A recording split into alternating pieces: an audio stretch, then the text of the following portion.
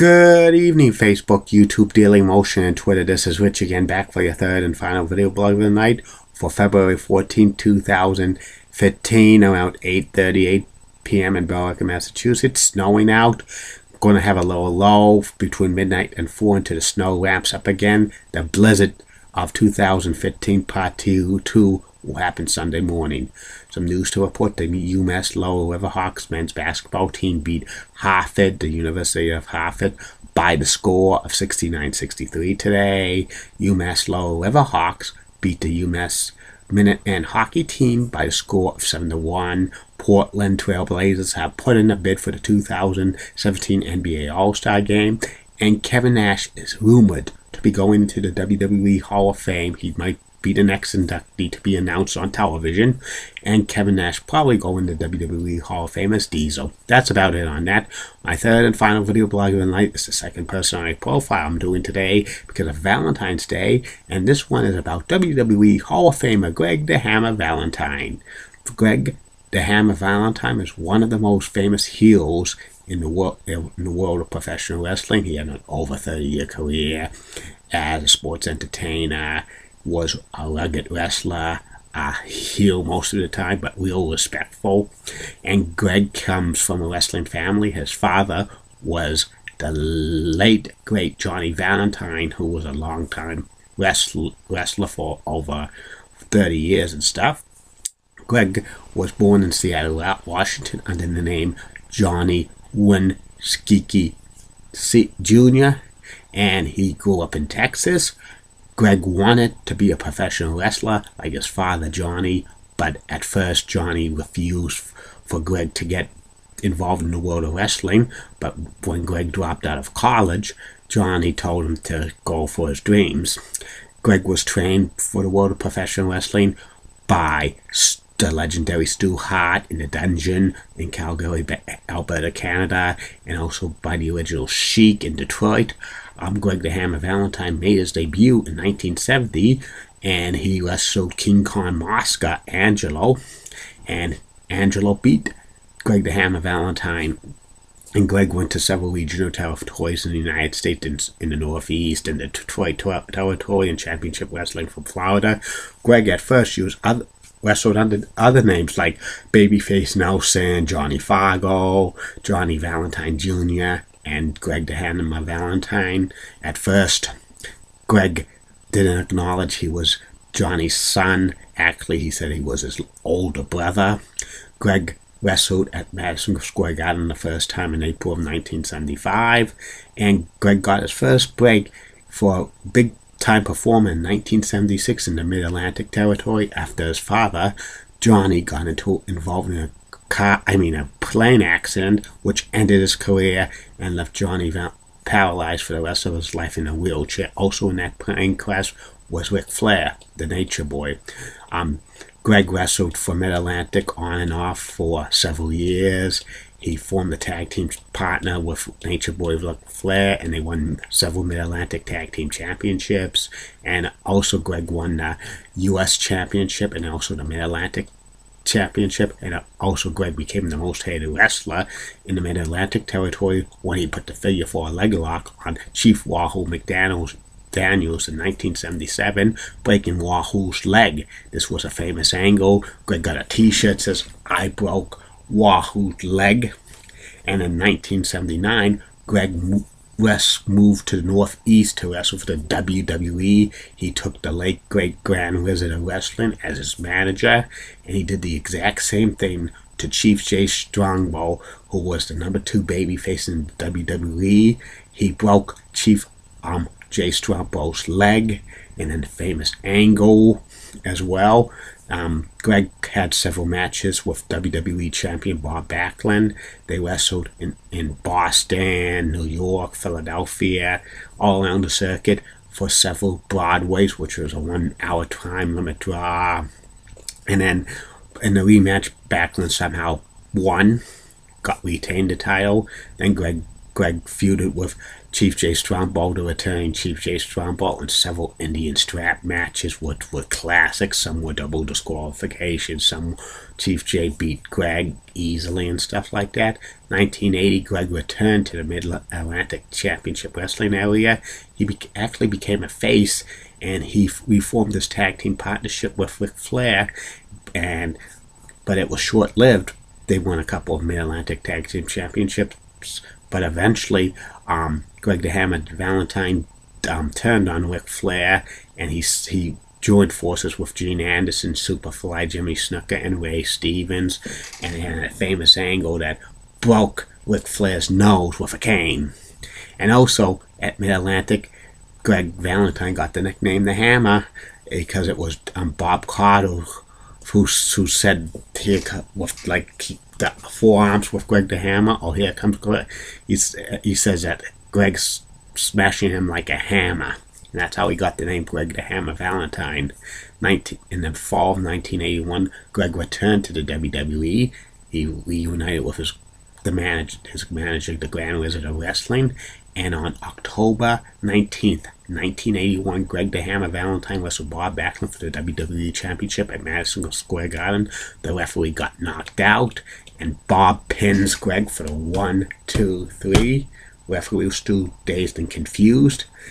He raises up the hand of Greg the Hammer Valentine, and Greg the Hammer Valentine is the new WWE Champion. Or so it says. But eventually, the arena announcer Halafinko says the championship's vacated. In the New York City area, there was rumors going around that Greg the Hammer Valentine was going to be winning the WWE Championship that night and have a short reign, and he was going to drop it to Bruno Sammartino Jr., David Sammartino. But that rumor did not prove to be true. Belt was held up just in New York, but Bob Backlund was still WWE Champion everywhere else in the WWE. And that the next month, Bob Backlund beat Greg the Hammer Valentine to retain and regain the belt in the New York City area.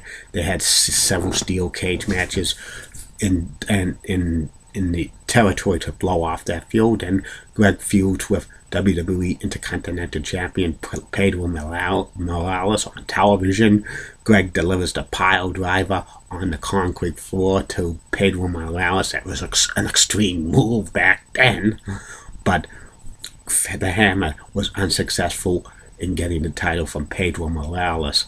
In the fall of 1982, Greg returned to the Mid-Atlantic Championship Wrestling area, and he started a feud with Rowdy Piper over the U.S. title. Greg the Hammer Valentine was awarded the U.S. Championship because he injured Piper's ear. Piper was deemed unable to continue, and Greg got the U.S. title, and this led to a long-running feud between Piper and Valentine that culminated in a dog collar match at Starrcade 83, which Piper won, but the Hammer was focusing on the ear.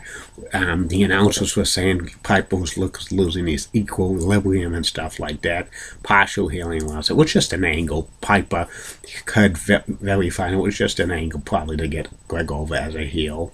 Eventually, Greg dropped the U.S. title to Dick Slater at the end of 1983, and then Greg the Hammer Valentine returned to the WWE for the third time, and he signed an exclusive contract with the WWE, and he takes Captain Lou Albano as his manager. And Greg had the most success for the WWE. He had almost an 8-year run with the company. He feuded with Tito Santana over the WWE IC Championship. Greg won the IC title in October of 1984 from Tito Santana. This was an angle where the Hammer put Tito Santana in the figure 4, and Tito needed legitimate knee surgery. And after Tito heals up, Tito and Greg have a long-running feud over the Intercontinental Championship. And Greg the Hammer Valentine also had wrestled on the first WrestleMania against the Junkyard Dog for the IC title.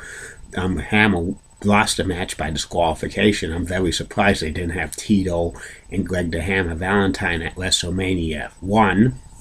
But this was a long feud between Tito and Greg, which culminated in a steel cage match in Baltimore, Maryland, when Tito regains the Intercontinental Championship. Greg the Hammer Valentine smashes the Intercontinental Championship, but they were getting a new Intercontinental Championship belt. Tito Santana and Greg the Hammer Valentine's feud over the Intercontinental title was one of the best feuds of all time in the WWE for IC Championship. It was amazing. Then Greg joins the Dream Team with Brutus Barber, Beefcake, and they were managed by Luscious Johnny V. And then Greg and Beefcake become WWE Tag Team Champions, beating the US Express, Mike Rotundo, and Barry Windham at a house show in Philadelphia, with help from Johnny V, Cigar, and Hammer. And Beefcake were WWE Tag Team Champions for 8 months. They were a pretty good tag team. They had a classic feud with the British Bulldogs, and the Dream Teams was actually a showcase for Beefcake, but Hammer put in a lot of work as well, and the Dream Team eventually lost the tag team titles to the British Bulldogs, Davey Boy Smith and the British Bulldog, at WrestleMania 2, and the Dream Team, Beefcake and Valentine still continue on for a year, but eventually Beefcake gets more popular and he turns face and becomes a barber, and Valentine teams up with Dino Bravo to form the new Dream Team, but the new Dream Team sucked because Bravo and the Hammer did not get along. There was a proposed angle where the new Dream Team was going to kidnap Matilda, the British Bulldogs mascot, but the Hammer rejected that idea. He eventually quit the WWE, but he was brought back, and he was brought back late in 1987, and he took Jimmy Hart as his manager, and this is when Greg Valentine was starting to drop down in the cards. He briefly feuded with his former tag team partner, Brutus Barber Beefcake. He was set to feud with Ricky the Dragon Steamboat, but Ricky the Dragon Steamboat left the WWE. Then Greg the Hammer Valentine feuded with Don the Rock Morocco. It was a famous angle on Superstars of Wrestling when Greg the Hammer Valentine was beating up on jobbers with, like, he had a shin guard to protect an injury, and then he puts the figure 4 leg lock on superstar Billy Graham, who was the manager of the time of Don the Rock Morocco. Morocco was spat by Jimmy Hart, the Valentine's manager, spat at the Rock, so he had to run him back, and Greg the Hammer Valentine puts Superstar in the figure 4, and this was supposed to be a long-running feud between Morocco and Greg the Hammer Valentine, but Morocco got fired later on in 1988, so Valentine was left in limbo for many months. He was in mid-card, but getting no push. Then he starts a mid-card feud with Rugged Ronnie Garvin, which, was a pretty good feud. Actually, Garvin was forced to retire by when Greg the Hammer Valentine beat him, but Garvin became a referee, and then he became a biased referee, interfering in Valentine's matches. Eventually, Garvin gets fired as a referee and gets reinstated as a wrestler, and then Garvin and Valentine have a feud, which culminates at Royal Rumble 1990 in a shin guard match, and this was a pretty good match. Garvin won, and then Greg the Hammer Valentine forms a tag team with the Honky Tonk Man. Greg the Hammer Valentine dyes his hair from blonde to jet black, and they were called Rhythm and Bruise. They were a comedy tag team. They got a little pushing. It was awful. Greg the Hammer Valentine stock was dropping and stuff like that. And in December of 1990, Greg the Hammer Valentine turns face after Jimmy Hart hits him with the guitar, and Greg the Hammer Valentine turns face, which was wild. The original plan was WrestleMania 7. It was going to be Greg the Hammer Valentine against the Honky Tonk Man. Former tag team partners. I think Greg was going to win that feud because Honky Tonk Man was getting dropped down in the cards, but Honky Tonk Man got fired. Greg the Hammer Valentine's face push was awful, in my opinion.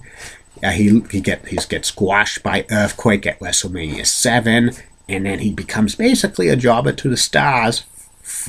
And Greg has competitive matches on television, winning preliminary matches as a face, but he had no push as a face. He lost to The Undertaker, IRS, other wrestlers, and by